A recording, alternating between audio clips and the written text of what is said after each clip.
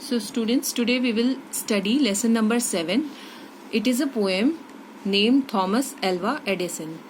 So as we all know that Thomas Alva Edison was the inventor of bulb. So before beginning the poem, we should just think about the sentence Edison said. So उनको पूछा गया था कि वो कितनी बार fail हुए जब उन्होंने लाइट बल्ब का इन्वेंशन किया.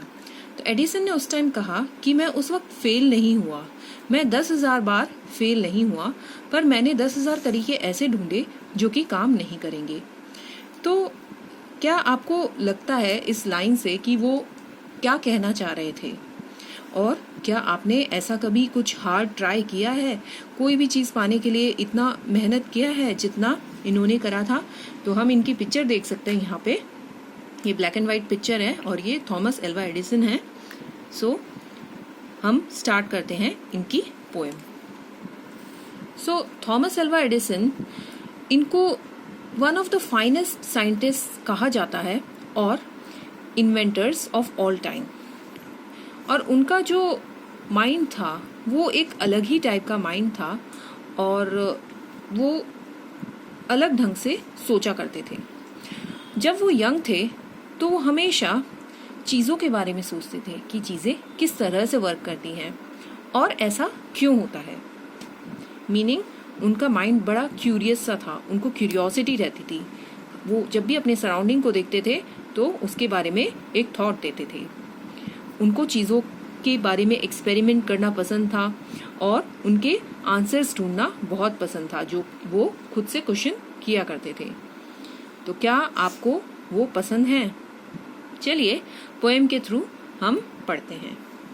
सो Thomas Alva Edison, a most unusual boy. Unusual यहाँ पे क्यों लिखा है इनके बारे में, मतलब और दूसरे लड़कों से और दूसरे बच्चों से काफ़ी भिन्न थे, काफ़ी अलग थे. ये क्यों थे? अब ये रीज़न हम इस पोएम में आगे बढ़ेंगे जानेंगे. Never really bothered much with any childish toy. तो ये अनयूजुअल हुआ क्यों? क्योंकि बचपन में सब बच्चों को खिलौने पसंद आते हैं, बट वो इतना बॉदर नहीं करते थे, उनको इतनी परवाह नहीं होती थी खिलौनों की और वो अपना टाइम और एनर्जी उस पर नहीं बिताते थे जैसे कि दूसरे बच्चे बिताया करते हैं. His teacher thought he couldn't learn and sent him home from school. तो उनके टीचर ऐसा सोचते थे कि वो याद नहीं कर पा रहे हैं, सीख नहीं पा रहे हैं स्कूल में कुछ, और उनको घर भेज दिया जाता था. But Tommy's mother knew for sure that he wasn't any fool. But उनकी मदर को उन पे पूरा यकीन था, भरोसा था कि वो बेवकूफ़ नहीं है जैसा कि उनके टीचर्स कहा करते हैं. He worked as a newsboy on a train. He learned to telegraph. तो उन्होंने बचपन में बहुत मेहनत की है. इस लाइन से पता चलता है उनकी जो स्थिति थी, फाइनेंशियल कंडीशन, वो इतनी अच्छी नहीं थी. वो न्यूज़पेपर बेचा करते थे ट्रेन में और वो उन्होंने टेलीग्राफ कैसे करते हैं वो सीखा. The way he concentrated made some people laugh. तो वो जिस तरह से चीज़ों पे फोकस किया करते थे, ध्यान लगा के सारी चीज़ें देखते थे, तो लोग उन पे हंसा करते थे क्योंकि वो कुछ उनको अनयूजुअल चीज़ें लगती थी उनकी. अब टेलीग्राफ क्या होता है? ओल्डर टाइम्स में क्या होता था कि मैसेजेस अगर हमें लॉन्ग डिस्टेंस पे भेजने हैं तो वो वायर्स यूज करते थे, वायर्स के थ्रू मैसेजेस सेंड करते थे जिसके थ्रू वो सिग्नल्स जाते थे. So this was the fastest means of transport during those times. Thomas Alva Edison had inventions by the score. So by the score का मतलब है कि उन्होंने कई सारे नंबर्स में इन्वेंशन करे. उनकी लेबोरेटरी में, in his laboratory he kept inventing more. तो उनकी एक अलग से लेबोरेटरी हुआ करती थी और उसमें वो इन्वेंशन करते जाते थे. The phonograph, electric light with fuses, sockets too. तो उन्होंने क्या क्या इन्वेंशन करे? फोनोग्राफ. फोनोग्राफ क्या होता है? फोनोग्राफ होता है रिकॉर्ड प्लेयर. इलेक्ट्रिक लाइट, जिसमें फ्यूजेस होते हैं।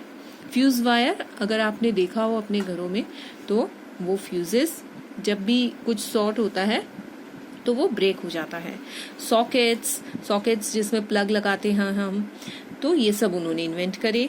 A super storage battery and movies were a few. तो उन्होंने एक स्टोरेज बैटरी भी इन्वेंट करी और कुछ मूवीज ये सब इन्वेंट करा। तो ये कुछ एग्जाम्पल्स हैं जो उन्होंने इन्वेंट करे। If not for Mr Edison how dull our lives would B.